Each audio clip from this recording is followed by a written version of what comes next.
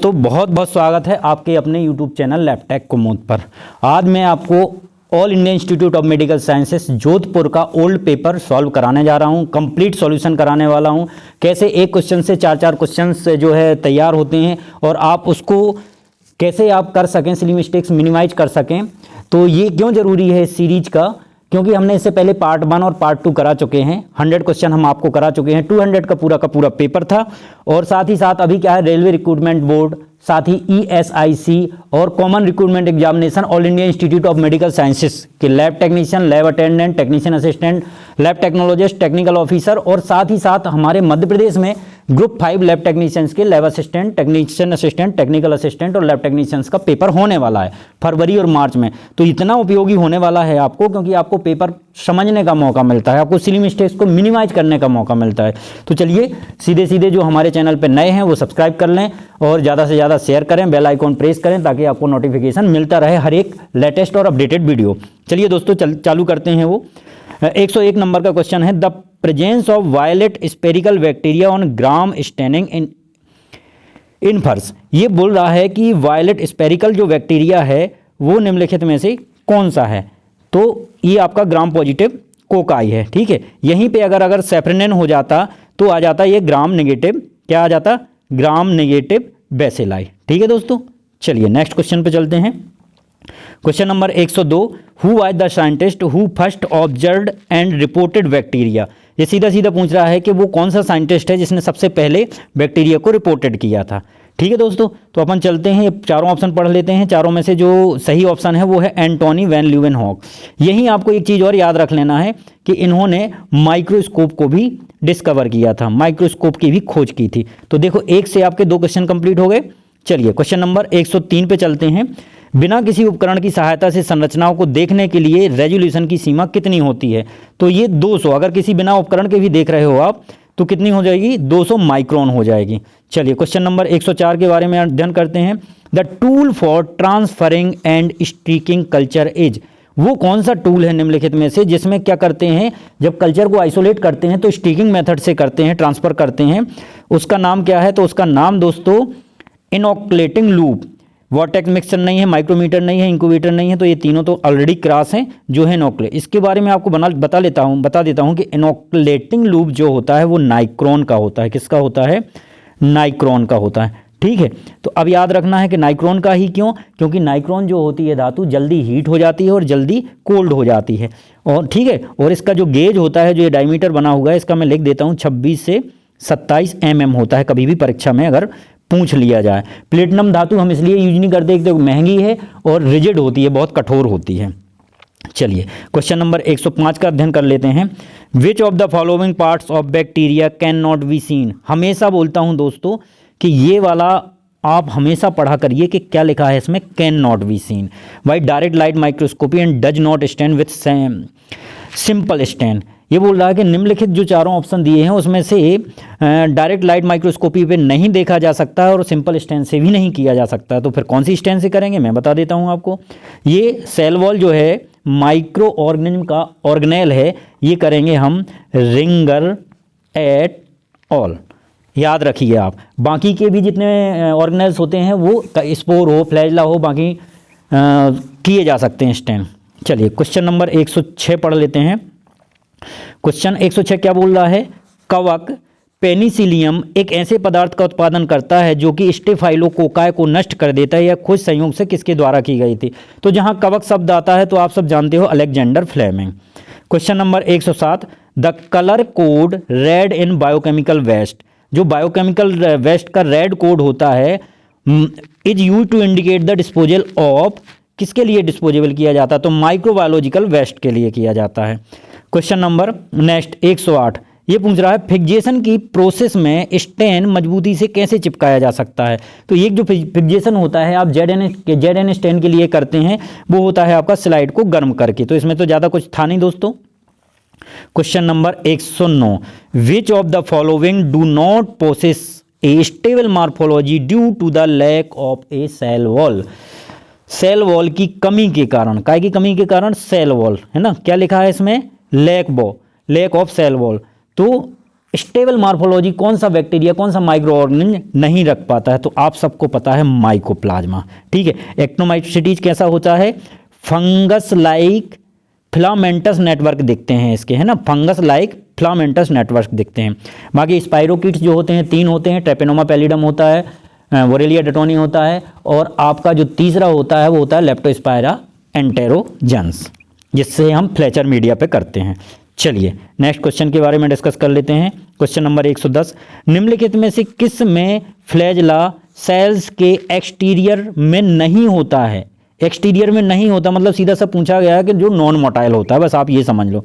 तो इसका right answer तो आपके सामने है ही है, पर मैं आपको बता देता हूँ विब्रियो कॉलरा कैसा बैक्टीरिया होता है, मोटाइल तो होता ही है।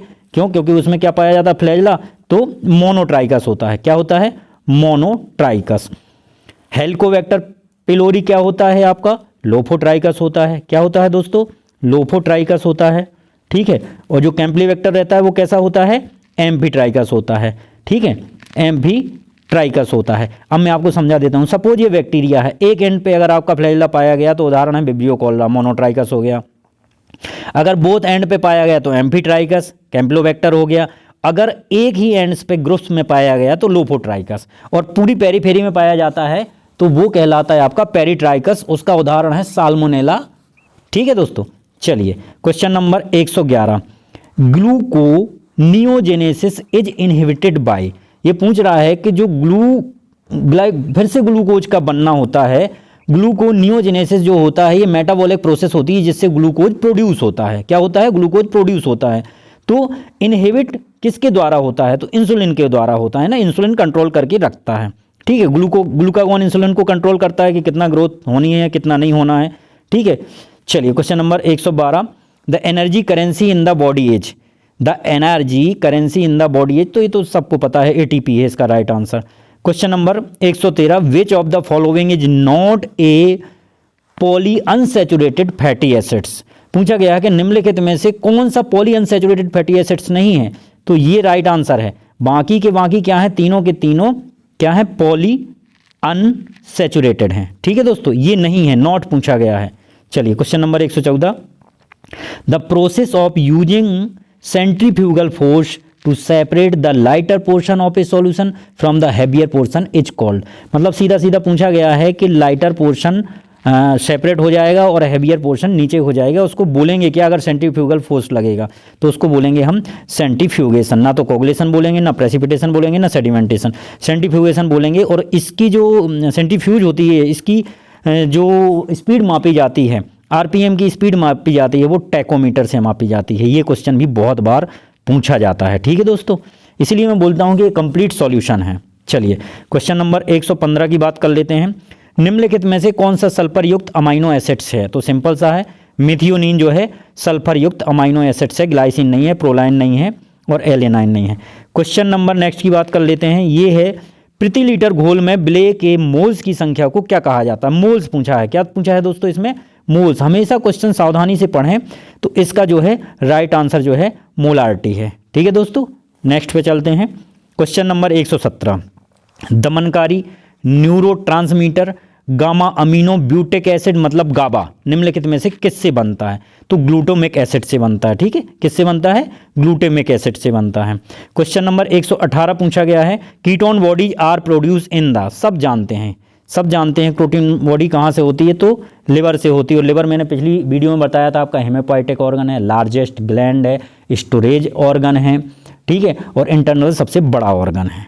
ठीक है दोस्तों, चलो नेक्स्ट पे चलते हैं। Question number 119, the concentration of protein is not quantitatively. क्या बोला है इन्होंने? क्वांटिटेटिवली। ठीक है, estimated by which of the following method is not पूछा है। तो बाकी सब क्या है? क्वांटिटेटिवली हैं। लेकिन हीट कोगुलेशन टेस्ट से क्या डिटेक्ट करते हैं? एल्बुमिन। एल्बुमिन का मॉलिक्यूलर वेट कम होता है, वो ईजिली जो है, ईजिली तो नहीं मतलब किसी भी बीमारी की कंडीशन में, डिहाइड्रेशन हो जाए, नेफ्रोटिक सिंड्रोम हो जाए, नेफ्राइटिस हो जाए, उस कंडीशंस में यूरिन से पास आउट हो जाता है। बाकी की ये तीनों की तीनों मेथड क्या है? क्वांटिटेटिव है। ये कैसी है? क्वालिटेटिव। ठीक है, चलिए नेक्स्ट क्वेश्चन की बात कर लेते हैं। क्वेश्चन नंबर 120, प्लाज्मा प्रोटीन का प्रमुख भाग किससे बना होता है? तो आप सब जानते हो प्लाज्मा प्रोटीन का प्रमुख भाग एल्बुमिन से होता है। फाइब्रिनोजन से नहीं होता, ट्रांसफेरेंस से नहीं होता, ग्लोबुलिन से नहीं होता। क्वेश्चन नंबर 121 की बात कर लेते हैं। निम्नलिखित में से किसका दूसरा नाम इन्वर्टेड शुगर है? ठीक है, इन्वर्टेड शुगर। तो जो आपकी इच्छ सरकारा राइट आंसर दिया है, ये क्या है? सुक्रोज है। क्या है? सुक्रोज है। तो इसी का इन्वर्टेड शुगर नाम है। दुग्ध कौन सा है? ये आपकी लैक्टोज है। क्या है? लैक्टोज है। और फल वाली कौन सी है? फ्रक्टोज है। तो राइट आंसर जो है आपकी सुक्रोज है। सुक्रोज क्या होती है? नॉन रिड्यूसिंग शुगर होती है अगर वेनेडिक्ट टेस्ट किया जाए तो। चलिए नेक्स्ट पे चलते हैं। क्वेश्चन नंबर 122 क्या बोल रहा है? Absorbance is expressed as. तो इसका राइट आंसर जो है minus log transmittance. Question number 123 की बात कर लेते हैं। Glycolysis means the splitting of. ये क्या बोल रहा है? ग्लाइकोलिसिस मीन्स द, क्या मतलब है ग्लाइकोलिसिस का? तो सीधी सी बात है, ग्लूकोज का स्प्लिट होना, ग्लूकोज का टूटना है। राइट आंसर है। ठीक है, किसका टूटना है? ग्लूकोज का टूटना है। चलिए क्वेश्चन नंबर 124, मिट्टी के रंग का मल किसका लक्षण होता है? अगर मिट्टी कलर का जो स्टूल आएगा तो क्या बोल सकते हैं इसको बोल सकते हैं ऑब्स्ट्रक्टिव जॉन्डिस। ठीक है दोस्तों। क्वेश्चन नंबर 125, निम्नलिखित में से कौन सी प्रोसेस के दौरान NADPH उत्पन्न होता है? तो राइट आंसर तो पहले ही मैं बता देता हूं आपको, हेक्सोज मोनोफॉस्फेट शंट। अब लेकिन आपको इन तीनों के बारे में भी जानना उतना ही जरूरी है, ये क्वेश्चन पूछे जाते हैं। ग्लाइकोजेनोलाइसिस, ग्लाइकोजेनोलाइसिस का मतलब है ग्लाइकोजन का टूटना, मोनोसेकेराइड्स का बनना, मतलब ग्लूकोज का बनना। अगर बॉडी को ज़रूरत है ग्लाइकोजन जो आपका स्टोर है कहाँ? लिवर में, तो वो ग्लाइकोजन टूटने लग जाता है और मोनोसेकेराइड्स को बनाना चालू कर देता है। फिर आपका ग्लाइकोलाइसिस, तो ग्लाइकोलाइसिस का मतलब ये होता है कार्बोहाइड्रेट्स का टूटना और मोनोसेकेराइड्स। ठीक है। और ग्लूकोनियोजेनेसिस का मतलब क्या है दोस्तों? ग्लूकोनियोजेनेसिस का मतलब ही मेटाबॉलिक प्रोसेस है जिसमें ग्लूकोज प्रोड्यूस होता है। क्या होता है? ग्लूकोज प्रोड्यूस होता है। ठीक है दोस्तों, तो ये आपने सारी मीनिंग समझ लिए। ग्लाइकोजेनेसिस का मतलब हो गया वापस से मोनोसेकेराइड्स का बनना। तो आपको सारी चीज़ें आ गई एक बार, अगर आपने अच्छे से कॉन्सेप्ट क्लियर रखा अपना, तो कोई दिक्कत नहीं होने वाली किसी भी प्रकार के पेपर में। चलिए नेक्स्ट क्वेश्चन पे चलते हैं। Question number 126, which of the following substances is not present in normal urine. पूछा है निम्नलिखित में से कौन सा सब्सटेंसेस है जो नॉट प्रेजेंट है यूरिन में। ठीक है दोस्तों, तो ये तीनों की मात्रा होती है। ग्लूकोज प्रेजेंट नहीं होता है। ग्लूकोज प्रेजेंट किस में होता है? डायबिटिक पेशेंट में होता है, या फिर कीटोन बॉडीज के साथ ही ग्लूकोज एक्सक्रीट आउट होता है। अब यूरिया बाइकार्बोनेट और क्रिएटिनिन कितनी मात्रा में जाता है तो मैं बता देता हूँ। यूरिया जो है 12 से 20 ग्राम पर 24 आवर्स यूरिन में पास आउट हो सकता है। ठीक है, नॉर्मल कंडीशंस में। क्रिएटिनिन कितना है आपका? 0.5 से 2 ग्राम पर डे एक्सक्रीट आउट हो सकता है। ठीक है, 24 आवर्स यूरिन में। चलिए क्वेश्चन नंबर 127 की तरफ चलते हैं। Steroid hormones are synthesize from. जो स्टेरॉइड हार्मोन्स है वो किसको सिंथेसाइज करता है? तो किससे सिंथेसाइज होता है? तो कोलेस्ट्रॉल से होता है। ठीक है, ट्रिप्टोफैन से नहीं होता, आयरन से नहीं होता। Question number 128, fatty acids that can not be synthesized in the body and have to be supplied in diet और कोल्ड। तो एसेंशियल फैटी एसिड्स हैं, बॉडी इसको क्या नहीं करती? सिंथेसाइज नहीं करती। जब पता ही है आपको कि एसेंशियल है, क्या है? एसेंशियल है, बॉडी इसको करती ही नहीं है, तो खत्म कहानी हो गई। यही आपको समझ में आ गया कि क्या है क्या नहीं है। क्वेश्चन नंबर 129 की बात कर लेते हैं। The major fat in adipose tissue, जो मेजर रूप से फैट प्रेजेंट होती है वो कौन सी होती है? तो दोस्तों राइट आंसर है इसका ट्राइग्लिसराइड। ठीक है, निम्नलिखित में से कौन सा रक्त में कैल्शियम स्तर को नियंत्रित करता है? निम्नलिखित जो चारों ऑप्शन है, कैल्शियम के लेवल को कौन नियंत्रित नहीं करता है? सॉरी, मैं भी देखो मैंने सिली मिस्टेक्स कर दी, ऐसी आप भी कर सकते हो। मैंने क्या किया? सिली मिस्टेक्स कर दी। नहीं करता है तो केवल थायराइड हार्मोन नहीं करता, बाकी के ये तीनों करते हैं। कैल्सिटोनिन करता है, पैराथायराइड हार्मोन करता है, विटामिन डी करता है। तो आपको गलती नहीं करना है। Question number 131, the most effective buffer system in the blood is the. तो बाइकार्बोनेट बफर सिस्टम है इसका right answer. Question number 132, the most prominent organelles of the cell is. Cell में जो मोस्ट प्रोमिनेंट ज़्यादा ऑर्गेनेल्स जो present होता है वो कौन सा होता है? तो न्यूक्लियस को। क्या होता है? न्यूक्लियस। आप सबको पता है, मान लो ये सेल का स्ट्रक्चर है तो ये आपका क्या हो गया? न्यूक्लियस हो गया। ठीक है, तो सबसे ज़्यादा मोस्ट प्रोमिनेंट होता है। बाकी यहाँ पे एंडोप्लाज्मिक रेटिकुलम हो जाएगा, यहाँ कब से आपका गोल्गी एपरेटस हो जाएगा, राइबोसोम्स हो जाएंगे। ठीक है, माइटोकॉन्ड्रिया हो जाएगा, लाइसोसोम हो जाएगा, वो सब चीज़ें रहेंगी इसमें, लेकिन न्यूक्लियस जो है मोस्ट प्रोमिनेंट ऑर्गेनेल्स है सेल्स का। चलिए क्वेश्चन नंबर 133 का अध्ययन कर लेते हैं। मेलानाइन किससे संश्लेषित होता है? मेलानाइन जो है टायरोसिन से संश्लेषित होता है या सिंथेसाइज होता है। Question number 134, the normal range for total bilirubin level in the serum is. क्या पूछा गया है कि जो सीरम बिलिरुबिन की नॉर्मल लेवल होता है वो कितना होता है दोस्तों? तो आप सबको पता है 0.2 से 1.0 mg होता है। और कौन सी मेथड से करते हैं? तो मैं आपको बता दूं दोस्तों, वैन डर वर्ग रिएक्शन से क्या करते हैं? बिलिरुबिन करते हैं। और इसके अलावा एक और है मेले एंड एवेलन, तो ये हमेशा याद रखें, ये ग्रुप 5 में जरूर पूछा जाएगा ये, ठीक है। चलिए नेक्स्ट क्वेश्चन पे चलते हैं। 135 क्वेश्चन की बात कर लेते हैं। Blood urea level is markedly elevated, elevated, increase, raised, ये तीनों क्या है? एक ही शब्द हैं। एलिवेटेड की जगह अगर रेज्ड लिखा आ जाए, यहीं पे अगर इंक्रीज लिखा आ जाए तो दोस्तों आपको कंफ्यूज नहीं होना, ठीक है। इसका राइट आंसर क्या है? इसका रीनल डिजीज, किडनी की डिजीज में है ना। क्वेश्चन नंबर 136 की बात कर लेते हैं। निम्नलिखित में से कौन सा हानिकारक कोलेस्ट्रॉल है? ये हमेशा एक क्वेश्चन रखाया मिल जाता है, तो आप याद मत रखना, जो लो चीज़ होती है वही हानिकारक होती है, ऐसा समझ लो। अगर शुगर भी लो हो गई तो गया आदमी कोमा में। तो low density lipoprotein is a right answer, ठीक है। ये हमेशा आता है और गलत करते हैं बच्चे बहुत जल्दी में।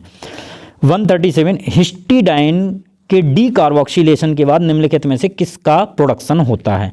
तो हिस्टामिन का। राइट आंसर क्या है? हिस्टामिन। मेलानिन नहीं है, सेरोटोनिन नहीं है, मेलाटोनिन नहीं है। क्वेश्चन नंबर 138, HbA1c पिछले कितने समय की शुगर के औसत एवरेज लेवल के बारे में बताता है? ये क्वेश्चन भी हमेशा पूछा जाता है। तो इसका राइट आंसर है 10 से 12 सप्ताह, या अगर आ जाए 3 मंथ्स, है ना, तो भी आप लगा के आना, ठीक है दोस्तों।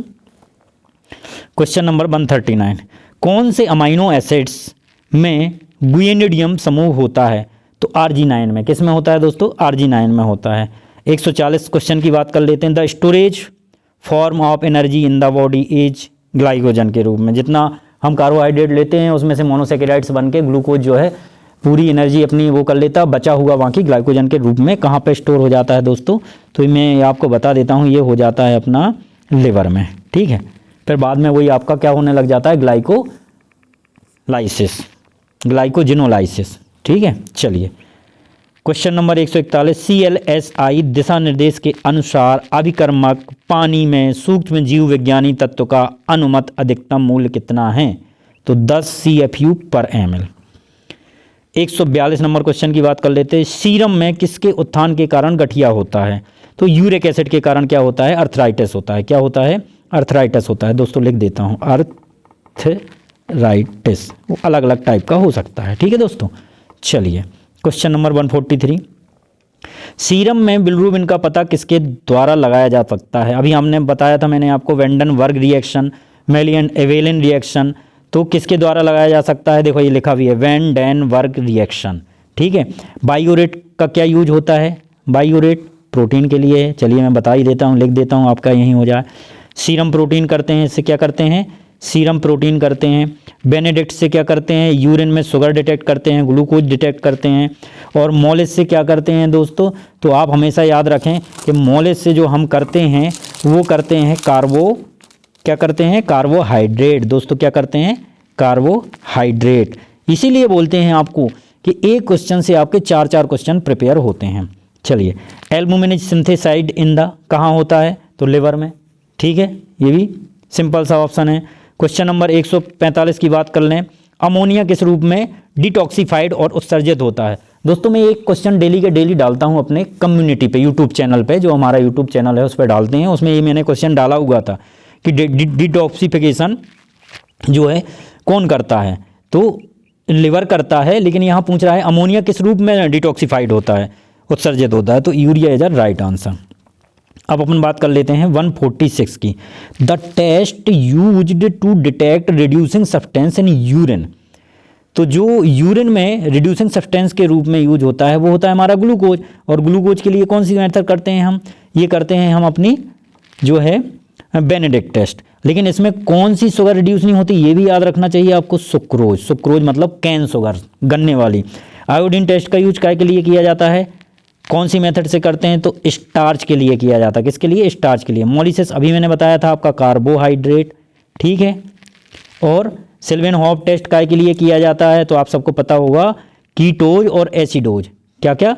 कीटोज और एसिडोज, ठीक है दोस्तों, एसिडोज, ठीक है, सॉरी एल्डोज, कीटोज और एल्डोज, ठीक है दोस्तों।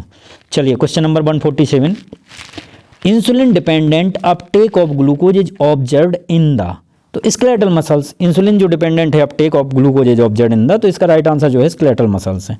Question number 148, the metabolic disease caused by insulin deficiency is, तो इसका राइट आंसर जो है डायबिटिक मेलाइटस है। जो मेटाबॉलिक डिजीज होती है इंसुलिन के कारण, इंसुलिन की डिफिशियंसी के कारण, इंसुलिन की कमी के कारण, डायबिटिक मेलाइटस सबको पता है।